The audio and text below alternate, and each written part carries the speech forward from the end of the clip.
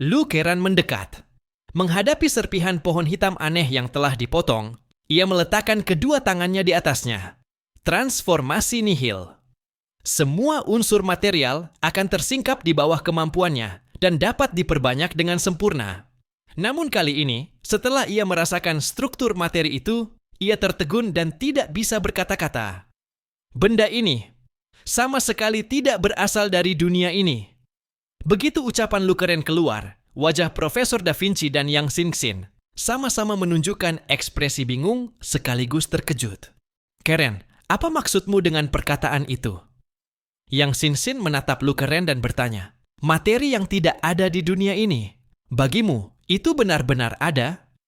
Segala materi di dunia ini selalu mengikuti aturan dalam tabel periodik unsur, tersusun dari partikel paling kecil yang terbentuk sesuai pola tertentu. Bahkan materi baru hasil sintesis buatan juga tidak akan lepas dari pola tersebut. Contohnya, Lu Keren. Setelah ia mampu mengubah struktur mikroskopis, ia bahkan dapat mengubah molekul udara menjadi emas. Lu Keren menarik napas dalam-dalam. Ia menatap potongan ranting hitam itu. Gelombang emosi bergejolak dalam matanya, berguncang hebat. Pandangan dunianya hancur total oleh sepotong ranting ini. Aku bisa mengubah struktur materi, tetapi hanya sebatas mengubah struktur. Materi tetap harus tersusun dari quark, partikel dasar paling kecil. Aku hanya memecah dan menyusunnya kembali, tetapi tidak bisa mengubah hakikatnya. Itu sama seperti membentuk plastisin menjadi berbagai bentuk saja. Tapi benda ini, ia mengulurkan tangan, menunjuk ranting hitam di hadapannya. Benda ini bahkan tidak memiliki partikel dasar dunia ini. Bagaimana aku harus membongkar dan menyusunnya kembali? Profesor Da Vinci dan Yang Xinxin sangat terkejut. Bahkan mereka yang cerdas dan tenang pun sulit membayangkan bahwa di bulan, mereka menemukan jenis materi seperti ini. Materi yang tidak ada di dunia materi. Bentuknya seperti apa? Profesor Da Vinci mengejar pertanyaan. Seperti segumpal kabut samar. Sama sekali tidak ada partikel paling kecil. Itu tidak mungkin. Profesor Da Vinci langsung berkata. Bahkan kabut samar pun seharusnya memiliki partikel dasar. Apakah ia merupakan satu kesatuan utuh? Lu Keren menggeleng. Sulit menjelaskan kepadamu. Itu seperti kehampaan, tidak ada apapun. Atau mungkin ia hanyalah semacam bayangan radiasi energi. Aku bisa melihatnya, merasakan keberadaannya, tetapi tidak bisa membongkarnya. Dunia mikroskopis masih sangat jauh dari pemahaman manusia. Menggunakan logika biasa untuk menjelaskannya hanya akan sia-sia. Profesor Da Vinci, Yang Xinxin, dan Lu Keren saling berpandangan. Namun pada saat yang sama mereka justru bersemangat, mata mereka berkilat-kilat. Ini pasti terpengaruh oleh Samair. Mungkin kita bisa mendefinisikan ulang dunia ini. Yang Xinxin juga mengernyit tipis dan bergumam. Dunia ini ternyata masih memiliki materi yang tidak tersusun dari partikel mikroskopis. Meski merasa Zhang Yi tidak bisa membantu banyak, Yang Xinxin tetap memberitahu Zhang Yi mengenai hal ini. Saat itu Zhang Yi sedang dikejar di lautan tengkorak. Ia melayang di udara, dilindungi kekuatan Shen Luo Wanyang, sehingga tidak perlu takut terkontaminasi. Ada seorang manusia beratribut angin yang mengangkat badai, meniup pergi banyak tengkorak, dan menahan erosi aliran udara hitam. Mendengar penjelasan Yang Xinxin, Zhang Yi berkata dengan heran, materi yang tidak ada di dunia ini? Dalam benaknya, tiba-tiba melintas kembali perkataan bentuk pemikiran pengelola informasi yang ia temui di Tianyugong. Dunia materi sebenarnya adalah kehampaan, tidak memiliki apapun. Tidak ada planet, tidak ada kehidupan, tidak ada manusia. Segala sesuatu yang terlihat hanyalah ilusi. Keberadaan mereka ibarat kode dalam komputer, terlihat tetapi tidak tersentuh. Zhang Yi terdiam sejenak, lalu berkata, benda yang kalian maksud, mungkinkah itu adalah bentuk manifestasi energi dari dunia materi itu sendiri? Mendengar ucapan Zhang Yi, ekspresi Yang Xinxin berubah drastis, seolah mendapatkan pencerahan mendadak. Manifestasi energi dari dunia materi itu sendiri. Alam semesta pada dasarnya adalah kehampaan, diciptakan oleh energi milik Sang Pencipta, Jia Hewu. Segala materi adalah bentuk interaksi medan kekuatan antar energi. Namun, manusia tidak pernah memikirkan satu hal, yaitu sebelum Jiahewu menemukan alam semesta ini, ia sendiri sudah ada, dengan energi dan bentuk materialnya sendiri. Bahkan kehampaan pun adalah suatu bentuk keberadaan. Yang Xinxin menyampaikan gagasan Zhang Yi kepada Profesor Da Vinci dan Lu Keren. Ketiganya saling bertatapan, lalu memutuskan untuk meluangkan waktu mempelajari hal tersebut. Mungkin raksasa Duluk, Samair, sudah melangkah sangat jauh dalam penelitian tentang hakikat alam semesta ini. Lautan tengkorak mengalir deras, seolah memiliki kehidupan, mengejar Zhang Yi dan yang lainnya. Saat mendekati mereka, banyak tengkorak menyemburkan asap hitam pekat dari celah tulang. Asap hitam itu luar biasa kuat, dan yang paling mengerikan, semua serangan energi asing akan berkurang efektivitasnya ketika mengenainya. Ada yang mencoba meniupnya dengan badai, namun angin yang terbentuk dari energi itu ikut terkontaminasi perlahan ketika bersentuhan dengan asap hitam. Di hati Zhang Yi, sebuah pemahaman mulai terbentuk. Perasaan familiar itu adalah antimateri. Segala hal di dunia materi akan saling menghapus saat bersentuhan dengannya. Odin tanpa pikir panjang melemparkan tombak keabadian. Begitu tombak itu jatuh ke lautan tengkorak, langsung tercipta ledakan dahsyat. Asap hitam pekat menyembur ke langit, menyapu ke arah mereka. Sial, serangan energi tampaknya tidak bisa menyelesaikan masalah ini. Wajah Odin berubah. Gu Cheng, Daolan, dan yang lain memasang wajah serius. Jika hutan matahari gelap sesederhana itu, ia tidak akan menjadi tempat terlarang bagi bangsa bulan. Terhadap energi aneh semacam ini, mereka tidak punya cara lain selain melarikan diri sekuat tenaga. Namun Zhang Yi justru menunjukkan ekspresi berpikir. Ia mengangkat tangan kanannya. Di belakangnya, sebuah lubang hitam raksasa perlahan terbuka. Itu adalah kegelapan mutlak, bahkan lebih pekat daripada asap hitam hutan matahari gelap. Dark Realm, Zhu Liu. Aliran materi hitam pekat dan kental menggulung keluar dari kehampaan di belakangnya, berubah menjadi sungai lengket berwarna hitam, menyapu ke depan. Begitu energi kegelapan itu menyentuh asap hitam, semuanya langsung tertelan habis. Melihat adegan itu, semua orang menatap dengan mata terkejut dan bingung. Mengapa kekuatan kekacauan bisa berpengaruh padanya? Di benak Zhang Yi, ia teringat ucapan Xi Weiyan saat melihatnya dulu. Ia sudah tahu apa penyebabnya. Bentuk energi dosa amarah, Samair, adalah antimateri dari sisi lawan seluruh alam semesta.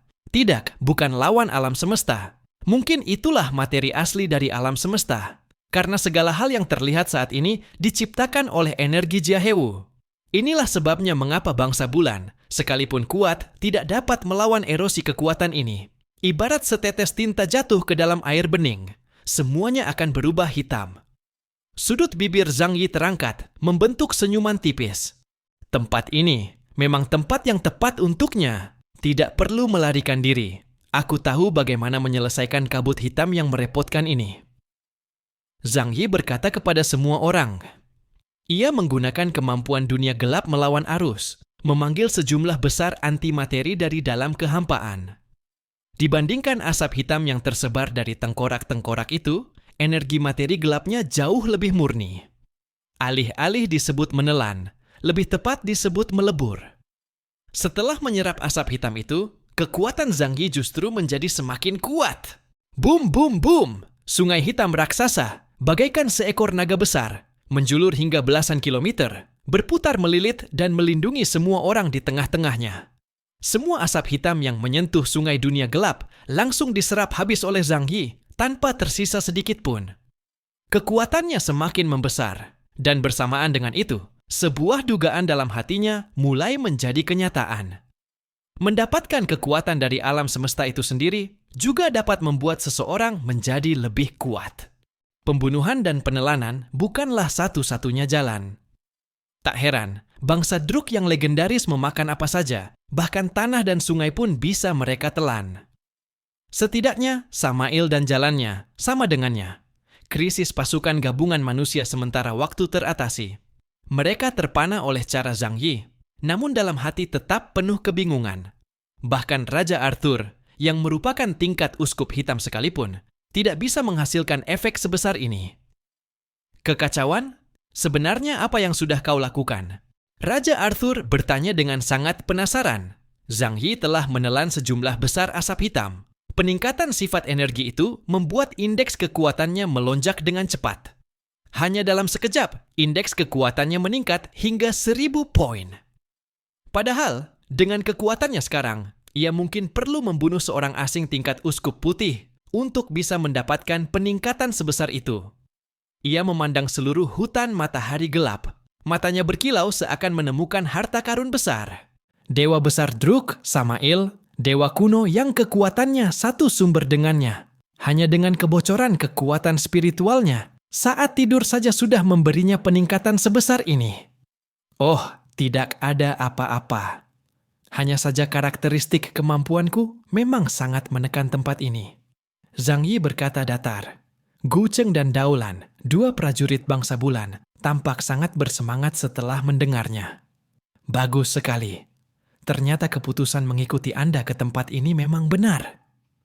Saat memasuki hutan matahari gelap, mereka berdua sebenarnya sudah siap mati, bahkan tidak menaruh banyak harapan pada Zhang Yi dan kelompoknya. Hanya karena keadaan memaksa, mereka tidak punya pilihan selain mencoba. Namun sekarang, kemampuan yang ditunjukkan Zhang Yi memberi mereka secercah harapan baru. Jika hutan matahari gelap hanya memiliki kekuatan spiritual Samael ini, bagiku bukan saja tidak memiliki ancaman sedikit pun, tetapi justru merupakan tempat harta karun yang luar biasa. Zhang Yi mengangkat kepala. Tepat ketika ia hendak melanjutkan perjalanan lebih dalam, untuk menyerap seluruh kabut hitam di tempat itu, ia melihat sesuatu yang berbeda. Karena kabut hitam telah banyak terserap, ia pun bisa melihat jelas gunung raksasa di depan. Dan di puncak gunung itu, duduk seseorang seperti batu mati. Ia sudah berada di sana sejak lama. Saat terlihat sebelumnya, ia hanya tampak seperti bagian dari gunung. Ia hanya duduk di sana, diam, memperhatikan semua penyusup. Seluruh tubuhnya hitam pekat, gelap hingga sulit melihat wajahnya, membuatnya tampak seperti lukisan tinta hitam. Tubuh dan wajahnya tampak membentuk pola memancar. Sulit untuk melihat wajahnya dengan jelas, hanya kepalanya menyerupai burung tertentu. Itu apa? Zhang Yi berseru dengan suara berat. Semua orang mengikuti arah pandang Zhang Yi, dan mereka juga melihat sosok aneh yang duduk di puncak gunung itu. Raja Arthur mengangkat pedang raja di tangannya. Jadi semua yang terjadi barusan adalah ulahnya? Namun ketika Daolan melihatnya, wajahnya berubah drastis. Itu adalah Guang Xiao. Zhang Yi dan yang lainnya menoleh tajam ke arahnya. Kau mengenali orang itu? Daolan menggenggam erat pedangnya. 500 tahun lalu, ia menyerang Yang Mulia Xuan Yue Feiming, uskup ketujuh saat itu, tetapi gagal dan kabur memasuki hutan matahari gelap. Ia adalah prajurit bayangan tinta. Tak disangka, dia masih hidup. Umur bangsa bulan sangat panjang, bisa hidup lebih dari 1000 tahun. Dan Guang Xiao ini berani menyerang uskup bulan hitam, pemegang kekuasaan tertinggi kekaisaran bulan gelap. Jelas ia memiliki kekuatan yang sangat besar. Zhang Yi dan yang lainnya menatap gunung itu dengan waspada. Hanya terlihat Guang Xiao perlahan membuka matanya. Alih-alih mata, lebih mirip dua lubang putih di dalam bayangan kekacauan. Ia menatap Zhang Yi, seolah menunjukkan sedikit rasa terkejut, lalu perlahan berdiri. Dari bentuk tubuh dan postur ini, apa kau manusia bumi? Suara samar keluar dari tenggorokannya, bergema di telinga Zhang Yi dan yang lainnya. Tidak peduli siapa kalian, setelah tiba di tempat ini, bergabunglah dengan evolusi yang mulia. Setelah mengatakan itu, ia menurunkan telapak tangan kanannya. Tanah di sampingnya retak, dan sebuah pedang raksasa yang sangat hitam, seperti terbentuk dari tinta pekat, perlahan muncul dari dalam tanah dan digenggam olehnya. Ia mengangkat tinggi pedang itu dengan kedua tangan, bersiap menebas ke arah mereka. Wajah Daolan berubah, ia segera berkata dengan suara berat, "Hati-hati, meski 500 tahun tidak bertemu, kekuatan orang itu tetap sangat menakutkan." Begitu kata-katanya selesai, pedang Guang Xiao sudah menghantam ke bawah dengan keras. Pemusnahan bayangan gelap. Dari ujung pedangnya, tiba-tiba meledak sejumlah besar zat hitam pekat seperti tinta, menutupi langit bagaikan hujan badai, dan menembak ke arah kerumunan. Beberapa prajurit bangsa bulan mengangkat senjata mereka untuk bertahan. Perisai energi mereka ditembus tanpa belas kasihan, dan tinta itu terciprat ke tubuh mereka. Dalam sekejap, tubuh mereka berubah warna dengan sangat cepat. Bagian yang terkena berubah menjadi 2 dimensi, seperti kertas tipis. Kemampuan ruang. Mampu menekan dimensi. Zhang Yi langsung mengenali kemampuan lawannya. Sebagai pengguna ruang tingkat tertinggi, ia sangat memahami betapa mengerikannya pengguna ruang yang kuat. Menekan dimensi, bahkan ia pun sulit melakukannya. Raja Arthur dan yang lainnya tampak tegang. Mereka mengeluarkan senjata dan kekuatan mereka untuk menahan serangan yang memenuhi langit itu. Zhang Yi menatap tenang, membuka gerbang dimensi di depannya. Ketika tinta hitam itu menyentuh gerbang dimensi, ia seperti tetesan hujan yang jatuh ke danau, menimbulkan riak demi riak. Gerbang dimensi miliknya diserang. Kemampuan yang paling mengancam ruang lain, selain senjata hukum kausal yang tidak dapat ditahan, hanyalah kemampuan ruang lain yang sama-sama menyimpang. Kuang Xiao berdiri di puncak gunung, memandang ke bawah, melihat mereka kesulitan bertahan, dan begitu banyak prajurit bangsa bulan berubah menjadi lembaran 2 dimensi, wajahnya tetap tanpa ekspresi. Namun ketika matanya bertemu dengan tatapan Zhang Yi, sorot matanya berubah. Kemampuanku ternyata tidak mampu mengikis kekuatanmu. Sudut bibir Zhang Yi terangkat. Gerbang dimensi itu sendiri adalah kemampuan 2 dimensi. Kau tidak mungkin menurunkannya menjadi 1 dimensi, bukan? Kecuali kau adalah dewa. Kemampuan anjing Jinshi milik Elang Gila membawa kesulitan yang sangat besar bagi semua orang. Meskipun Raja Arthur dan yang lainnya melepaskan energi asing yang kuat, kekuatan itu tetap akan terkikis. Indeks kemampuan Elang Gila setidaknya berada di atas 50.000 poin. Bagi sebagian besar para kemampuan di bawah sana, itu adalah serangan dengan tingkat yang jauh lebih tinggi. Namun hanya Zhang Yi yang menjadi pengecualian. Indeks kemampuan 45.000 poin, miliknya justru memiliki kemampuan bertahan yang melampaui batas 50.000 poin. Kau memang orang yang menarik. Jika aku berhasil menjinakkanmu, aku percaya Tuan Dewa Iblis pasti akan sangat menyukaimu. Setelah Elang Gila mengatakan itu, ia melompat, terjun dari puncak gunung. Di udara, ia mengangkat pedang besarnya. Langit tiba-tiba menjadi gelap, suara gemuruh samar terdengar, dan awan gelap pekat membentuk pusaran raksasa. Kegelapan pada akhirnya akan meliputi segalanya. Kuserahkan semuanya kepada penguasa amarah yang maha tinggi. Wush! Cairan seperti tinta yang mampu membuat segala sesuatu menjadi 2 dimensi, turun dari langit seperti hujan badai, menyerang tanpa pandang bulu apapun yang ada di permukaan tanah. Tombak keabadian, Gungnir. Setelah Odin mengkonsentrasikan sebuah tombak petir, tangan kirinya berubah membentuk cakar. Lahap segalanya, erosi seluruh ciptaan, ular dunia Nidhogg. Sebuah tombak petir kegelapan terbentuk di tangan kirinya. Kedua tombak itu ia angkat tinggi-tinggi dan ditembakkan ke arah Elang Gila yang berada di udara. Namun menghadapi serangan sebesar ini, Elang Gila bahkan tidak bergerak sedikit pun. Di depannya terbentuk pusaran tetesan kegelapan yang langsung menelan habis kedua kekuatan tersebut. Tingkat kekuatan mereka berbeda terlalu jauh, benar-benar bukan berada pada satu level. Dan menghadapi serangan tanpa akhir dari tetesan bayangan itu, Odin tidak punya cara pertahanan yang cukup baik. Langit di atas mereka tiba-tiba menggelap. Saladin membuka tirai bayangannya, menutupi sebagian langit di atas semua orang. Terima kasih, Tuan Saladin, ucap Odin. Namun sebelum Saladin sempat berbicara, tetesan kegelapan dalam jumlah besar jatuh ke tirai bayangannya, dan wajahnya langsung berubah drastis. Karena bayangannya sendiri terkikis membentuk lubang-lubang besar. Dalam aspek kemampuan, ia memang bisa menggunakan bayangan untuk menahan serangan 2 dimensi. Namun selisih indeks kemampuan membuat tirai bayangannya langsung ditahan oleh kekuatan tetesan bayangan itu, menciptakan celah. Pada saat yang sama, terdengar nyanyian suci di tengah kerumunan. Suster Duka Leibunisi menutup mata erat-erat, kedua tangan terlipat, bibir merah mudanya bergerak melafalkan doa. Salinan apokalips di hadapannya memancarkan cahaya suci. Halamannya berbalik sendiri tanpa angin. Di belakang sang suster, belasan anggota ksatria kuil berubah menjadi paduan suara, melantunkan isi kitab suci. Semoga Tuhan menaungi engkau dengan tangannya yang perkasa, bagaikan perisai yang melindungi anak domba. Semoga jiwamu teguh seperti Gunung Sion, tidak digoyahkan angin dari dunia bawah. Kukuh mohonkan kepada Bapa, turunkan pedang malaikat, memutuskan segala jerat si jahat, membuat langkahmu teguh di tempat yang tinggi. Semoga rahmat Bapa, Putra, dan Roh Kudus memancar bagaikan sungai, sejak kini hingga selama-lamanya. Suara nyanyian semakin keras.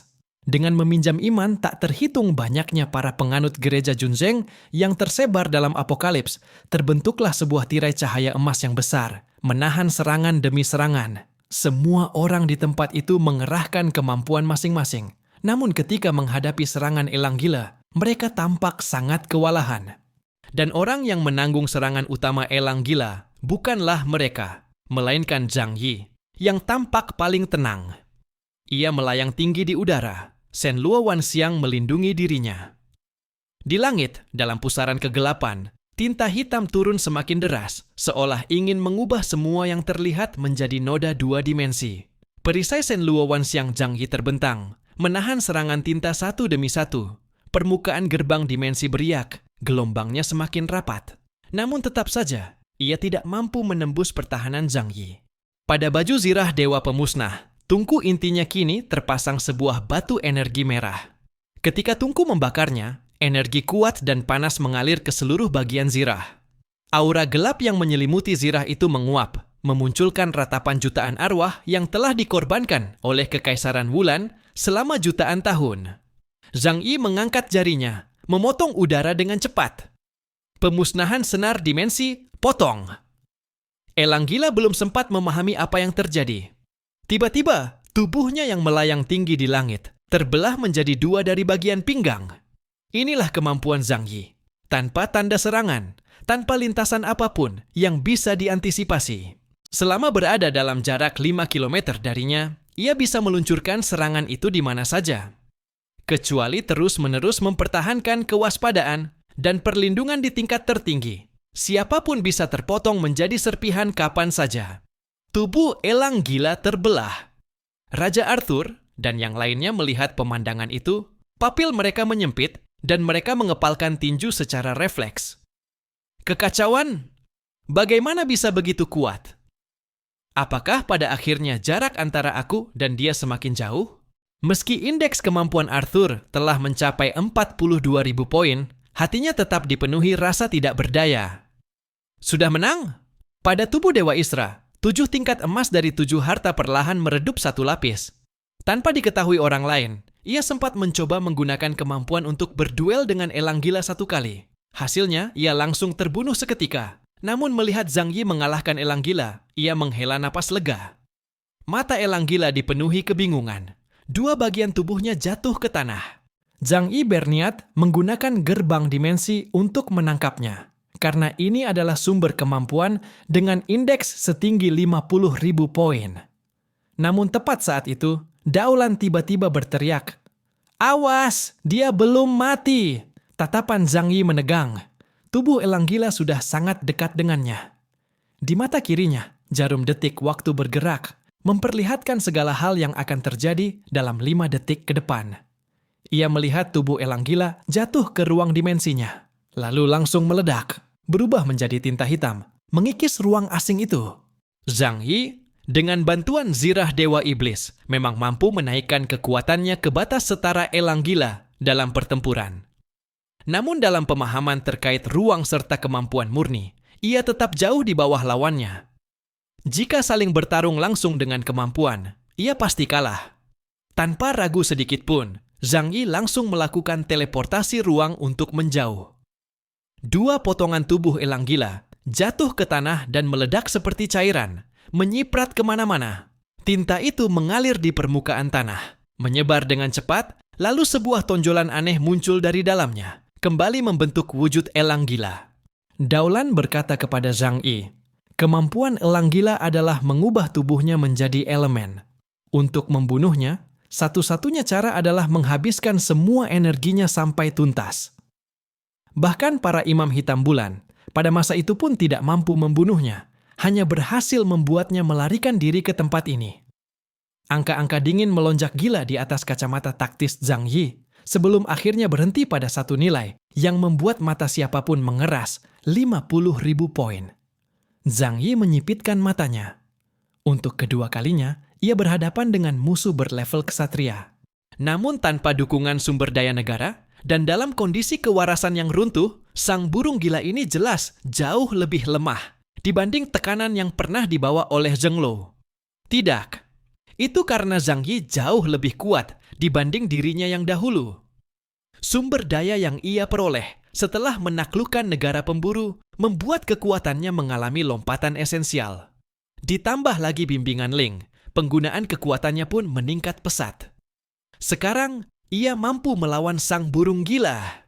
Sang burung gila, makhluk yang seolah merangkak keluar dari kedalaman bayangan, hanya dengan berdiri saja. Kekuatan pembakaran bayangan yang menyelimuti tubuhnya membuat ruang di sekeliling mulai terdistorsi dan terkelupas, seakan sebuah lukisan minyak yang diremas oleh tangan tak kasat mata. Itu bukan sekadar kehancuran, tetapi penghapusan total. Cahaya meredup di sekelilingnya. Suara tertelan. Bahkan partikel dasar penyusun materi kehilangan dimensi di bawah kekuatan aneh itu, ambruk menjadi kepingan-kepingan bayangan dua dimensi yang absolut dan mati. Permukaan tanah, pegunungan yang hancur, apapun yang tersentuh oleh bayangan sepekat tinta itu, langsung kehilangan ketebalan, berubah menjadi sebuah cetakan datar di dinding, menyisakan bentuk tetapi tanpa kehidupan untuk selamanya. Serangan konvensional tidak berguna. Serangan energi akan dibuat dua dimensi, tetapi tidak bisa sepenuhnya diserap. Jadi, energi berlebihan tetap bisa memberi efek. Suara Zhang Yi memasuki telinga Odin dan Raja Arthur, tenang tanpa gelombang emosi. Tetapi dia tetap bisa dihancurkan. Kita bertarung bersama, habisi musuh di depan dulu. Kalian bantu aku mencari titik lemah kekuatannya. Aku yang akan menahan serangannya.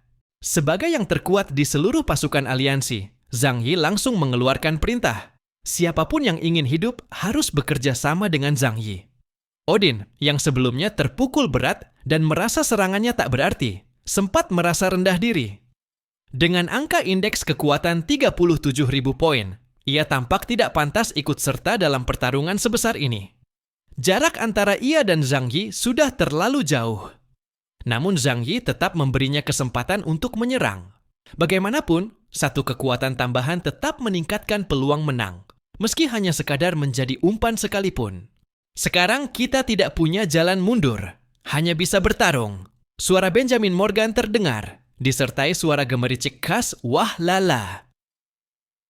Di telapak tangannya, setumpuk uang kertas tebal dipermainkan dengan gerakan lincah, seperti memainkan kartu poker. Dengan perhiasan emas mewah, kalung emas murni, cincin permata, ia tampak seperti seorang miliuner yang memamerkan kekayaan berlebih. Inilah Ketua Asosiasi Ilmu Pengetahuan Alam, kapitalis besar yang mengendalikan nadi ekonomi negara. Bahkan kekuatannya setelah mutasi pun masih berkaitan dengan uang. Money!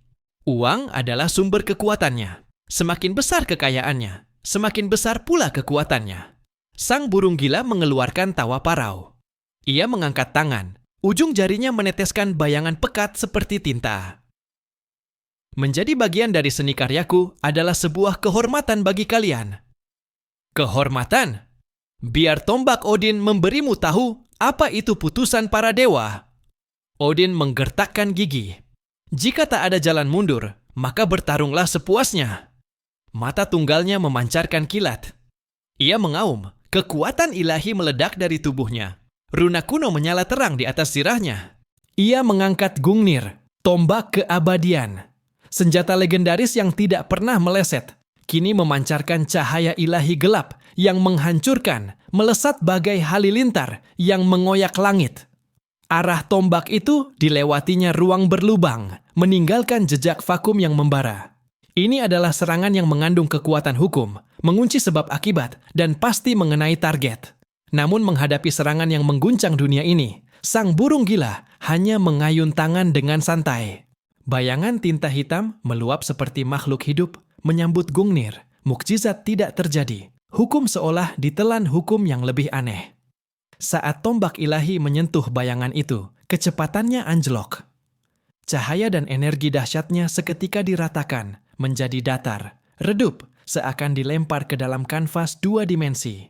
Akhirnya, Gungnir yang termasyhur itu berubah menjadi gambar tombak gelap yang tercetak di atas lembaran bayangan.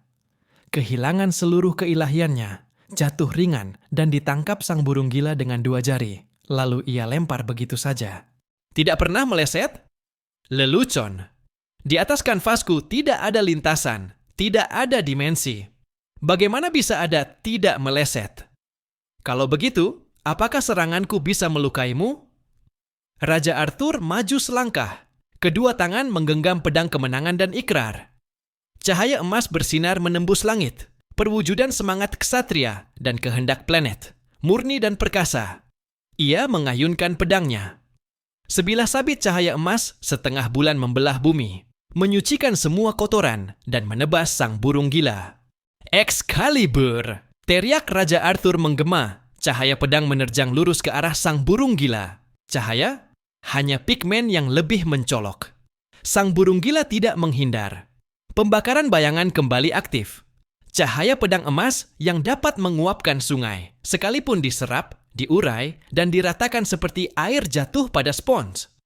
Pada akhirnya, cahaya pedang itu pun menjadi pesona 2 dimensi. Cahaya emas indah yang tertanam di dalam bayangan, tanpa daya membunuh. Suasana berat menekan. Bahkan serangan setingkat uskup hitam tidak memberi luka sedikit pun. Bagaimana mungkin mereka memenangkan pertarungan ini? Namun Zhang Yi tetap setenang es. Shen Luo Wanxiang berdiri di depan semua orang. Hanya ia yang bisa menahan serangan sang burung gila. Dan ia masih harus mengamati. Untuk menaklukkan pengguna kemampuan, faktor terpenting adalah informasi. Ia harus menemukan celah sang burung gila. Jika tidak, sekuat apapun serangan, hanya akan mengikis energi musuh tanpa luka nyata. Serangan Odin dan Raja Arthur mungkin gagal, tetapi memberi Zhang Yi kesempatan untuk mengamati. Sang burung gila mengangkat pedang raksasa, lalu menebas tanpa belas kasihan. Boom, boom, boom. Pusaran hitam di langit mengalir turun seperti banjir. Kekuatan spasial yang kental menghantam, mampu menghapus seluruh materi 3 dimensi. Zhang Yi mengangkat telapak tangan ke arah langit. Sekejap kemudian, gerbang dimensi berubah menjadi perisai raksasa setengah lingkaran yang menahan semua serangan. Titik-titik hitam mulai muncul di permukaan gerbang dimensi. Itu adalah benturan antara kekuatan kompresi dimensi sang burung gila dan kekuatan gerbang dimensi Zhang Yi. Zhang Yi membatin, "Jika aku mengadu kekuatan mentah dengannya, sekalipun menang, aku pasti babak belur. Tempat ini terlalu berbahaya. Aku tidak boleh gegabah. Aku butuh cara yang lebih aman untuk menang."